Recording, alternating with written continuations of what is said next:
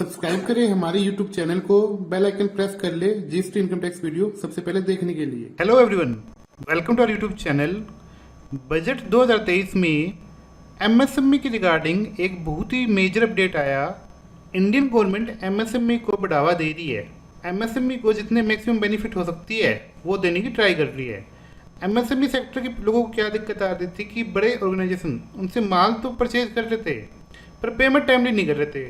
अगर एक छोटे व्यापारी की पेमेंट रुक जाती है तो उसको अपना बिजनेस करने में बहुत ही दिक्कत आती है। तो एमएसएमई के छोटे व्यापारियों ने गवर्नमेंट को रिप्रेजेंट किया कि हमें टाइमली पेमेंट नहीं मिल रही, जिसकी वजह से हमारा बिजनेस अफेक्ट हो रहा है और ग्रोथ तो दूर, हम हमारा काम भी नहीं चला पा रहे। इसी चीज़ को ध्यान में रखते हुए बजट 2023 में एक बहुत ही मेजर अपडेट लाया गया एमएसएमई को पेमेंट के रिगार्डिंग। अगर कोई भी एसएससी किसी एमएसएमई से परचेज करता है और टाइमली पेमेंट नहीं करेगा तो वो खर्चा प्रॉफिट लॉस में उसको अलाउड नहीं होएगा, और प्रॉफिट लॉस में अलाउड नहीं होएगा तो इनडायरेक्टली उस पे इनकम टैक्स उसे पे करना पड़ जाएगा। तो इसको हम डिटेल में एक बार रीड आउट कर लेते हैं।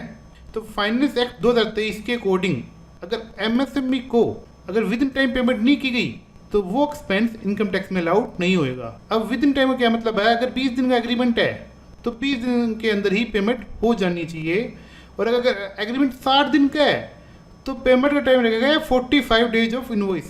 45 दिन के अंदर आपको एमएसएमई की पेमेंट करनी ही पड़ेगी। अगर आपने एमएसएमई के साथ एग्रीमेंट ही कर लिया कि हमने तो रिटर्न में लिख लिया कि हम आपको 60 दिन के अंदर पेमेंट करेंगे, तो भी एक्ट ने स्पेसिफिकली बोला है कि आपने कुछ भी एग्रीमेंट किया हो 45 दिन के बाद अगर पेमेंट कर रहे हो तो वो पेमेंट टाइमली बेस नहीं मानी जाएगी, और जिस दिन पेमेंट होएगी उसी ईयर में वो अलाउड की जाएगी। बाकी हम कुछ सिचुएशन ले लेते हैं जिससे आपको प्रैक्टिकली ये क्लियर हो जाए। 12/7/2023 को हमने एमएसएमई से कोई परचेज की, कोई एग्रीमेंट नहीं किया, तो 12/7 से हमें मिलेंगे 45 दिन, और हमने पेमेंट करी 31 मई 2024 को। पेमेंट 45 दिन के बाद है तो ये पेमेंट बेसिस पे ही हमें इनकम टैक्स में अलाउड होएगा। तो 31 मार्च 24 आया फाइनेंशियल ईयर 23-24 में, तो फाइनेंशियल ईयर 23-24 में ही हमें अलाउड हो जाएगा। तो ये फाइनेंशियल ईयर 23-24 में बिल आया और उसमें पेमेंट होगी, तो डिसअलाउंस तो नहीं हो रहा, लेकिन ये पेमेंट बेसिस पे ही हमें 2023-24 में मिल रहा है। नेक्स्ट सिचुएशन में 12 जुलाई को हमने कोई परचेज करा और एग्रीमेंट कर लिया 15 दिन का, तो 27 तारीख को पेमेंट हो जानी चाहिए। पेमेंट हुई 31 मार्च 2024, ड्यू डेट के बाद है, लेकिन 31 मार्च 24 को पेमेंट हो गई तो फाइनेंशियल ईयर 23-24 में ये payment as a expense allowed हो जाएगी। नेक्स्ट सिचुएशन में 12 जुलाई का बिल है, कोई एग्रीमेंट नहीं है, तो 45 दिन होंगे 26 अगस्त को, और पेमेंट की है 10 अप्रैल 2024 को। 45 दिन होने के बाद ये एक्सपेंस अलाउड होएगा पेमेंट बेस पे, और पेमेंट हुई है 24-25 में, तो 24-25 में ये एक्सपेंस अलाउड होएगा। 23-24 में ये खर्चा प्रॉफिट लॉस में अलाउड नहीं होएगा। तो इसकी कैलकुलेशन कैसे होगी? मान लो हमारा प्रॉफिट आया 5 लाख और 5 लाख में कोई टैक्स नहीं बन रहा, लेकिन अब ये 12 लाख जो प्रॉफिट लॉस में हम एज एक्सपेंस क्लेम कर रहे हैं वहां से डिसअलाउड हो जाएगा, और डिसअलाउड होने के बाद वो 5 लाख में ऐड होकर इनकम हो जाएगी 17 लाख, और 17 लाख पे हमें इनकम टैक्स पे करना पड़ेगा। तो ये इस तरह काम करेगा। नेक्स्ट सिचुएशन में 12 जुलाई का बिल है, एग्री डेट है 27 जुलाई, 15 दिन के बाद पेमेंट हुई 10 अप्रैल को, तो ये 23-24 में डिसअलाउड, 24-25 में अलाउड।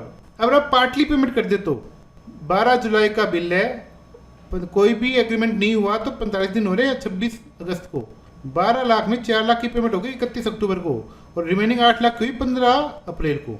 तो इस केस में 4 लाख तो 23-24 में अलाउड रहेगा, 24-25 में 8 लाख, तो 23-24 में नेट 8 लाख डिसअलाउड होकर हमारी इनकम में ऐड हो जाएगा। तो कुछ ये प्रैक्टिकल सिचुएशन के साथ हमें क्लियर हो गया कि अगर एमएसएमई को हम टाइमली पेमेंट नहीं करते तो वो में एज एक्सपेंस डिसअलाउड हो जाएगा, और उस अमाउंट से हमारी इनकम बढ़ जाएगी, और जिससे टैक्स का बहुत बड़ा इम्पैक्ट आ जाएगा।